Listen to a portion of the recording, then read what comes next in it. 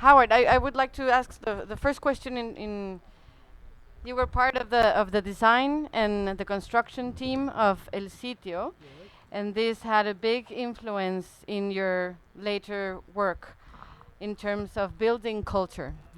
So can you speak a little bit about this experience and about the influence of being here? When I came here with Chris, I didn't really know much about housing.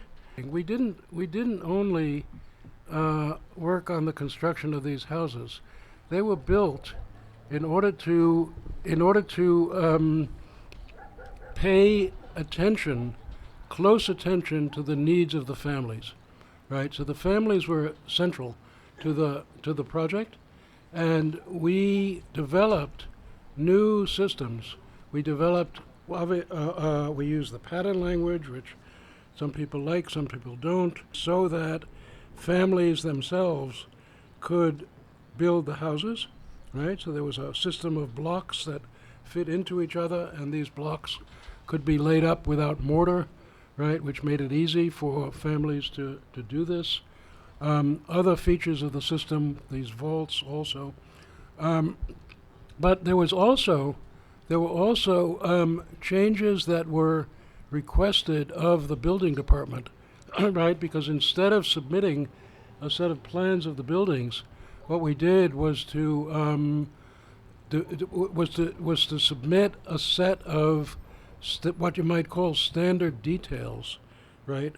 Which had to do with basically the structural stability of the buildings. There was a different way of doing the financing, right? Because the money that each family was paying was different, right? So the contracts had to be done according to the exact size of the house, right? So all of that is not just architecture, it's not just building, but it has to do with what I eventually came to call the building culture, because the building culture involves all of those processes of design, regulation, money, and all of it, right? So, but it was the experience here and thinking about what we did and what we didn't do that got me thinking about the idea of the building culture, because we came here, and obviously here we are in Mexicali, people have a building culture, right? And we planted ourselves in the middle of it, trying to redefine it, right? But in thinking about the project afterwards, I realized that, well, maybe there needed to have been more more connection to the existing building culture of the place. Quería preguntarte qué podemos aprender o desaprender de este proyecto que creo, bueno, Howard nos puede hablar un poco más del building culture y qué significó este proyecto y cómo deja una especie de legado también en arquitectura, pero también creo que en ese momento, en los 70s, era el momento de construir estas comunidades utópicas, comunales. ¿Qué tiene distinto este proyecto a toda esa ideología de los 70s y de construir en comunidad? Bueno, yo creo que es un proyecto del cual hay muchísimo que aprender, ¿no? Decía hace rato y creo que creo que algunos no estaban de acuerdo, pero que sí es uno de los proyectos más relevantes del siglo XX en términos de vivienda y quizás, bueno, en todo caso de la posguerra. Creo que es un proyecto que creo que hay que ver más allá de los aciertos y desaciertos que tuvo, ¿no? Yo lo que rescato es la energía que hay detrás de este proyecto y no perder de vista que también es un proyecto que surge, que tiene un origen hasta cierto punto universitario, y eso me parece muy, muy, muy rescatable hoy en día. Pensar que un grupo de estudiantes, de maestros, de algunos funcionarios, tuvieron la energía para llevar a cabo un proyecto como este, ¿no? Y es un proyecto que fue muy radical en su momento, ¿no? Ciertamente es un proyecto que se da en un contexto en el que había una efervescencia ideológica, una efervescencia crítica particular, los 60s, los 70s. Obviamente Christopher Alexander no está solo en su discurso crítico, pero es un momento de una gran efervescencia crítica, ideológica, contrahegemónica, que se están cuestionando las maneras tradicionales de producir vivienda, de hacer arquitectura. Y en ese sentido me parece que es un proyecto indispensable entenderlo y estudiarlo a profundidad, ¿no? Creo que uno de los problemas con las críticas que se le hacen a veces a Alexander es que creo que no se lee a Alexander, ¿no? Se le critica sin haberlo leído y es complicado leerlo porque escribió tanto que de pronto eso es una obra muy voluminosa. Un primer paso sería leer en particular leer La producción de casas, que ya lo hemos comentado, ¿no? Creo que es un libro que es tan importante como el proyecto mismo, ¿no? Este libro raro que es medio manifiesto, medio manual, medio memoria del proyecto. Y estoy muy contento de que esté pasando esto aquí porque se están girando los reflectores hacia un proyecto que realmente creo que no nos damos cuenta de la cantidad de cosas que heredamos de este proyecto en los discursos actuales en materia de producción del hábitat. The commonalities that I'm interested in with respect to this project are the commonalities between the architect and the client, right? Because I think that it's only if the architect is in the space of the client, I mean the spatial space, the psychological space, if the architect can be in the shoes of the client and understand the needs of the client from their point of view, then the building is going to be better. And that's what all of these developments with respect to the layout and the pattern language and the construction were really trying to do, was to put the client into a position of power, of a position of control, right, which is something that normally the architect does by themselves. The ultimate decision is in the hands of the person who's actually going to be living their lives in the building. And everything about the construction, about the layout, about the patterns has to do with that idea.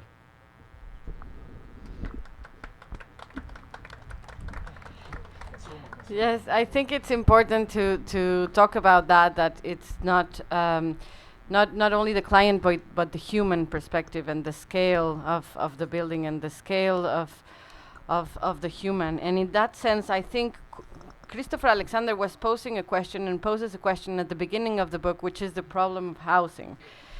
And this book seems more like a manifest and the building itself to try to figure out the problem of housing, no? Sí, definitivamente, ¿no? Y coincido en que tiene, por lo menos esa primera parte tiene este carácter como de manifiesto. Después el libro se convierte en otras cosas, pero es un libro, de verdad vale la pena. Es un libro que pone un montón de temas sobre la mesa. Me atrevería a decir que es de los libros más políticos o de los proyectos más políticos de Alexander, que una buena parte de su discurso es un discurso más bien estético y este es un proyecto muy político y un libro muy político. Hace 150 años Engels estaba publicando sus famosos ensayos sobre el problema de la vivienda, en el que decía, bueno, es que si no atacamos los sistemas de producción y explotación de raíz que están generando estas problemáticas, lo que él llamaba la penuria de la vivienda, nunca lo vamos a solucionar, ¿no? Y critica el modelo de Proudhon y critica el modelo de los burgueses, que dice, bueno, no basta con resolver el tema de la propiedad, no basta con resolver por encima el tema de la calidad de la vivienda, hay que ir mucho más allá. Y creo que Alexander lo entiende también de esa manera, ¿no? Y si uno lee La producción de casas, está con la mira puesta en esa dimensión macropolítica y macroeconómica.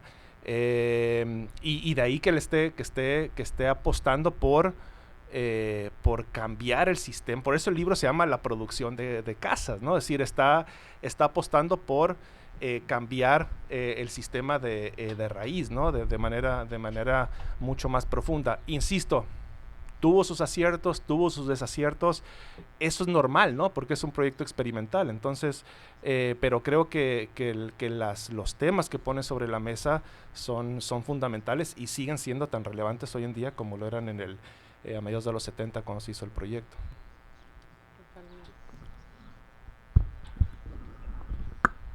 I think we're gonna be talking very differently about this because I'm gonna talk about the specifics of the project and how they connect to what I've done and what I've taught. Well, I've been teaching architecture for a long time in Oregon, and I teach a lot of courses specifically about housing, right? And the first thing I say to students on day one is that, to me, and this is maybe stretching things a little bit, but to me, the word housing connotes storage. And the word dwelling connotes living in a place. Right? Now, this is a little extreme, but actually the way in which housing has been dealt with, and Felipe is saying this, I think, the way that housing has been dealt with largely in the 20th century is as storage, right? That the idea is to make as many houses as possible that are identical because the idea of mass production seems like it might be a good idea for houses as well as it is for hunters, right? Well, it's not, right? And there's a lot of considerations that have to do with the things I've already talked about. So this distinction between storage and dwelling is also something that I think I learned from this project. I mean, we had 5 families, right? The family who lived on right across the street on the left, this was the family of Macaria Reyes. She decided that she wanted the children's bedrooms to be bigger than normal, and the reason was that she wanted the children to have a place to do their own homework, and she thought that if they had larger bedrooms, they would self-actualize a little bit more strongly. The family on the right was belonging to Lilia Duran, and her husband was a barber. He wanted to work at home, so he built a little barber shop in the house just inside the door. And they also had a new baby who they wanted to really keep track of, so this baby had a special place in the house. The family behind Lilia was Jose Tapia. Jose had a brother who was living with them, so he had his own room. So the point is not what these specifics were. The point is that these people had individual lives they're all human beings, but they were also different from each other. And our idea was that the houses that they built, that they designed and they built, should have the ability to reflect who they are and what they thought they wanted. I have to say that this is, and just to be a little, this is one of the criticisms that Alexander has received in terms of how the houses, of course, other people come into the houses and other families come and live in. So one thing that you were speaking about the aesthetics of it, which also it's important, the value and the personality of the people who build the houses. And there is a lot of controversy in terms of the living or the life of buildings and how that continues to move on across time. Well, I think to some extent that's a valid criticism. But it does turn out that houses that are personal, even if they're personal for someone else, turn out to be more desired than houses that are bland and lifeless for someone. I mean, it's often the case that something that has been designed with attention to specifics is easily transformable, into something for someone else. I mean, again, we can talk about the details of that, and maybe sometimes it goes too far, but the idea is not to build things that are lifeless, that are identical, and that don't allow for these specificities of daily life. So I don't want to sort of turn you off, but you know. No, it is no, a- I was just going to mention that because I wanted to get to that point Yeah. about the quality and the quality of life and how this idea of wholeness and of well-being is also part of the process. And I think you can speak about that in terms of how that has to do with building a place. But 3 of the families are still there. In other words, the people tend to stay in their house over generations or not or something. Let me also say something else, that the families, they I think the most successful thing about the project is the fact that the families said that they really liked the houses, and that the families felt that they were, because of the experience they had laying out the houses and building the houses and so forth, that they were that they had agency and they had power with respect to their environment. So we can go and interview them. Sí, de acuerdo con Howard, ¿no? Que es quizás una pregunta más para las familias y los residentes que para nosotros.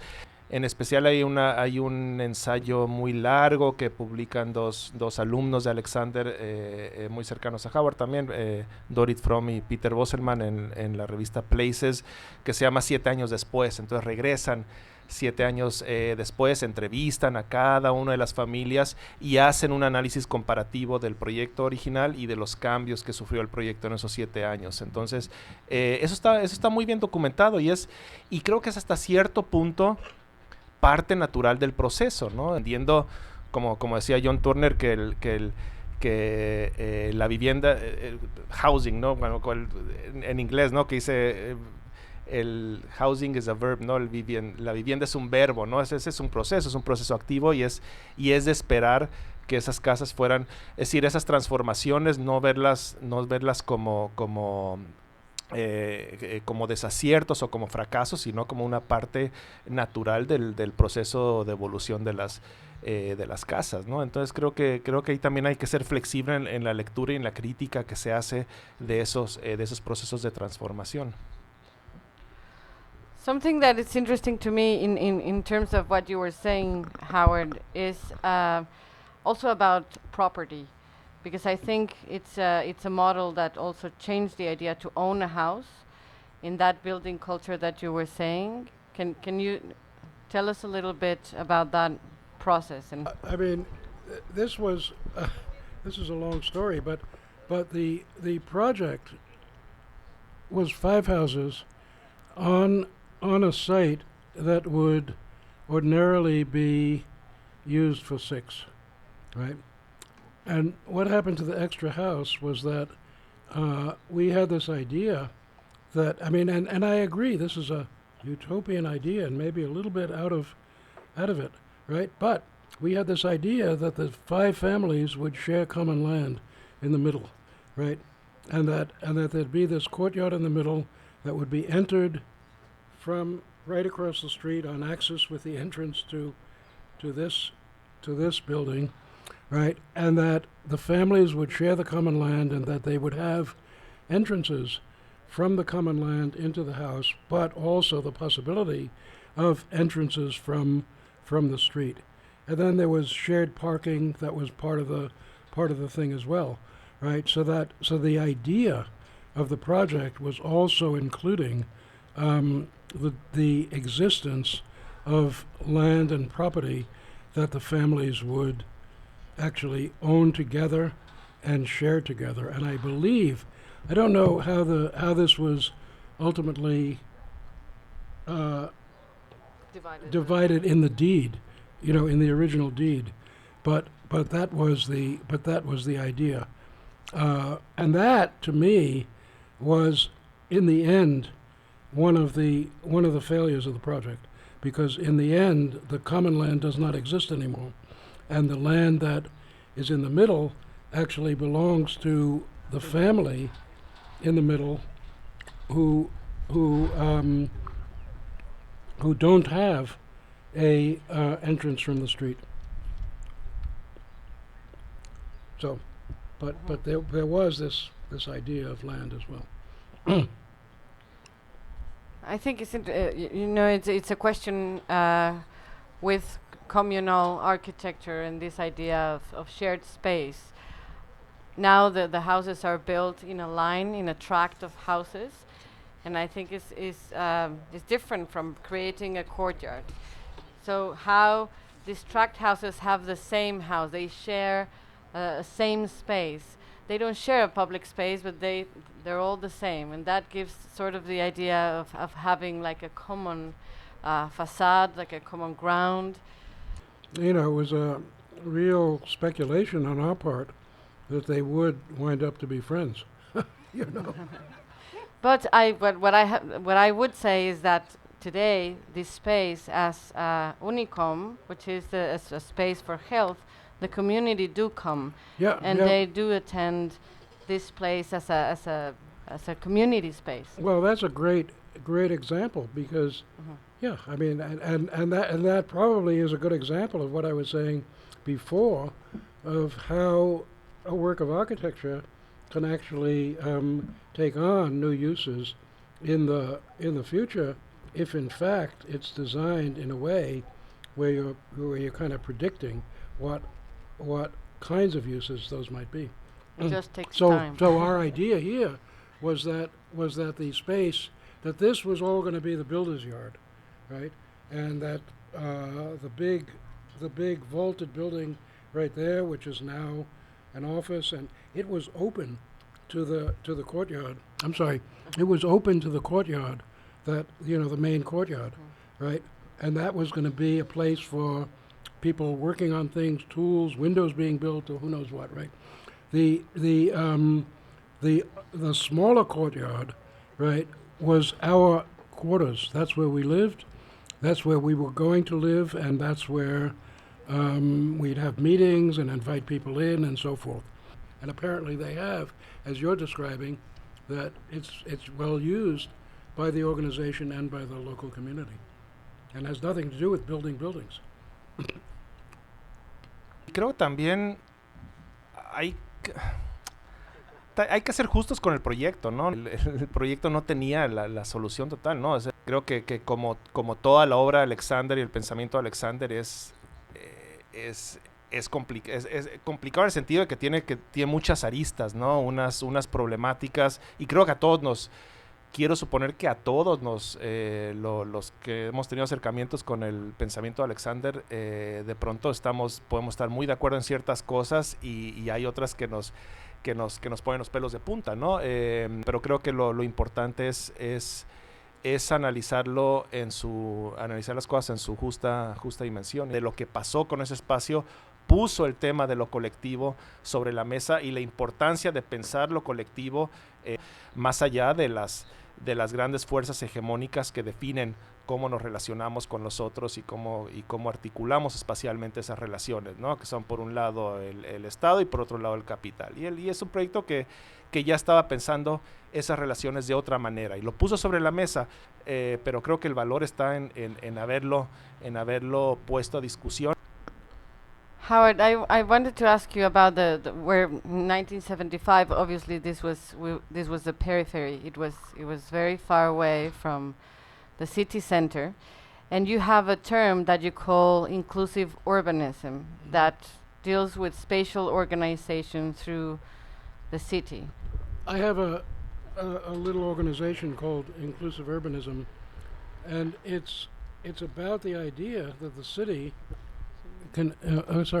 it's about the idea that the city belongs to everyone, right? And that and these things turns out to have design implications at the urban scale and at the individual house scale, right? And if you start out a project with the idea that it's going to be inclusive, right, and you're conscious of that, right, then the project is different from a project where you don't necessarily start out with that assumption. And we're seeing it today with the way that families are changing. We're seeing it today with the way that the pandemic has accelerated the need to be working at home. There's all kinds of there's all kinds of major social issues that really have the capability to change cities and to change buildings in cities that we just need to take account of, which ordinary developers just don't tend to do, right? Now, I think that here in 1975, right, the project was done for union members of a union. They were all government workers, and they were members of an organization called Istakali, which was a union of government workers. So and this gave them the ability to have a house. I mean, they paid for it, right? But the rate was quite low, right? And and it was a small house, that relatively small, that had pretty stringent limits, because when we got the project, Chris said to the clients, yes, I can do this for $3,000, right? So then we were kind of bound to it, right?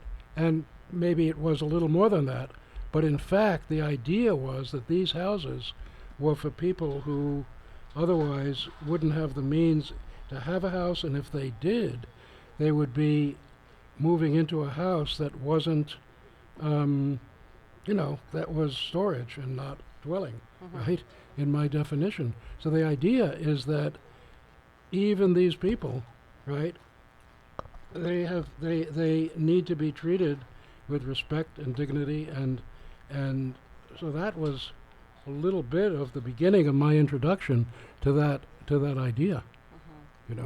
I don't know if that answers your question, but that. No, absolutely. Yeah. And I think it goes with inclusive dwelling and the idea to build your own house, and the idea of property. And probably, Felipe, you want to give like just an idea of how Mexicali, how it has changed throughout. It's a big question, but just in general, how it's working right now. Híjole, una preguntota, y además hace 20 años que me fui de Mexicali, a pesar de que pasé 10 años aquí hice la carrera, pero llevo 20 años ya fuera, así que es una pregunta interesante, además estar haciendo aquí en Mexicali, que una ciudad donde se dan proyectos como y también antecedentes como el de Urbi, ¿no? Que junto con tantas otras empresas desarrolladoras pues fueron responsables de hacer mierda las ciudades del país a lo largo de unas 3 décadas por lo menos, ¿no? Entonces, y de producir paisajes como ese que estamos viendo en la imagen, ¿no? Entonces, bueno, quizá es un poco la pregunta que hacía también en la primera mesa. Do you want me to? En la primera mesa sobre la arquitectura vernácula, ¿no? Y esta idea de cómo en Mexicali se transformó, la idea de que en Mexicali les llaman cachanillas, tiene que ver con un método de construcción de vivienda, ya tiene que ver con una planta de aquí, y cómo desde ahí se fue convirtiendo, y estas casas masivas que pasan en todos lados, no solo pasa aquí, cómo un proyecto como el de Alexander se puede retomar hoy en día y si es viable, ¿no? Eso creo que se dieron como muchos factores en ese momento muy particulares para que sucediera también este proyecto, el que estuviera el terreno, el gobierno, la universidad, todos esos elementos de colaboración también hicieron posible este proyecto. No sé qué tan viable sea eso ahora con esta velocidad que estamos viendo en la ciudad, cómo crece también hacia distintos lados. Y el construir tu propia casa, el volver a tomar este tiempo para aprender y construir tu propia casa a ese bajo costo también, ¿no? Creo que es diría que sí es viable. Ahí están las casas como prueba. Sé que se construyeron hace 50 años, pero tampoco es tanto, digamos, la viabilidad está. Que es perfectible el método del sistema, por supuesto que es perfectible. Ahora, y tan es viable que el 70% de las ciudades se producen a través de procesos más o menos similares, ¿no? De autoproducción, no necesariamente siempre autoconstrucción, pero sí son procesos de alguna manera autónomos, ¿no? Entonces sí, de que es viable, sí, definitivamente, ¿no? El reto está en el otro porcentaje que se produce a través de los mecanismos formales, ¿no? Donde la vivienda pasó, y esto ya suena hoy en día cliché, pero esta idea que la vivienda pasó de ser un derecho a ser una mercancía, y durante 40 años en este país y en muchos otros se trató como mercancía, se sigue tratando, habrá que ver ahora en qué dirección se mueven las políticas de vivienda. Lo que a mí me rescato sobre todo del discurso de Alexander es que ve en esa dirección, ¿no? Y entiende la profundidad del problema, y entiende que muchos de las cuestiones que producen nuevamente por citar a Engels, la penuria de la vivienda, vienen de fondo, y hay que atacar desde el sistema de producción, ¿no?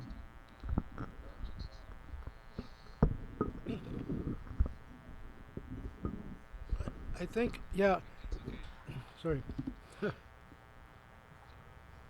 I think that one of the things about Alexander is that it's important not only to look at his proposed solutions, but to look at the fact that he has really, really done a great job in identifying what the problem is, right? And I think to me, the identification of the problem is as important as the proposal of the solutions, because solutions, well, you can take them or leave them, and you can say, well, this is just too radical. I'm not gonna build a house that has a vault like this. I'm just not gonna do it, right? But if you say, okay, if you decide that the problem is, and this, you can also decide that it's not a good problem, but if you decide that the problem is that we want to make houses that are flexible in their construction, when you can make decisions as the houses are going up, and you're not working only from a set of plans, which is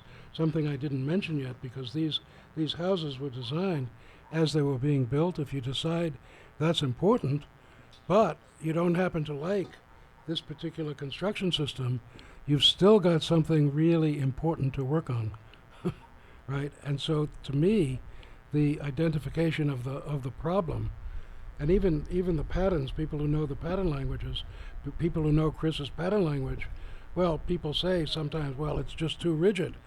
There are these rules, and you have to fight. You have to follow this rule, or else Chris is going to throw you in jail or something. It's not going to happen, right? But that's not the issue to me. The issue is that each of those things actually has identified a problem, right? You can say the problem exists or doesn't, but the important thing is to recognize that this is an issue that needs to be attended to in the course of design, right? And that gives, it allows the architect to retain all the creative freedom that the architect always wanted, as long as that problem is being attended to.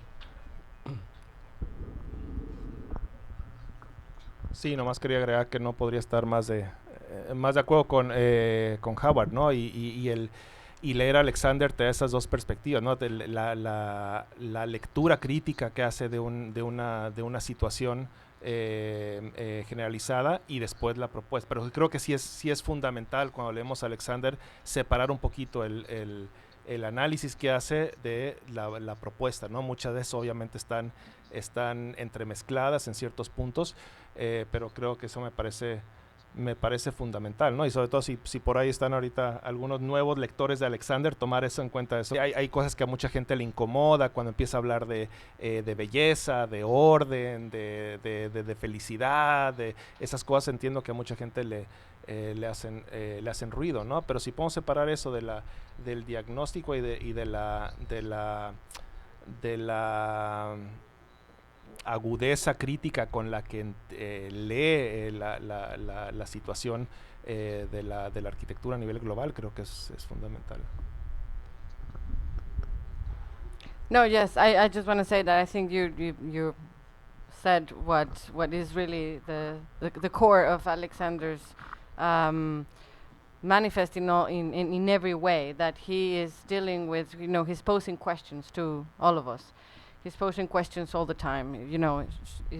Architecture has a DNA.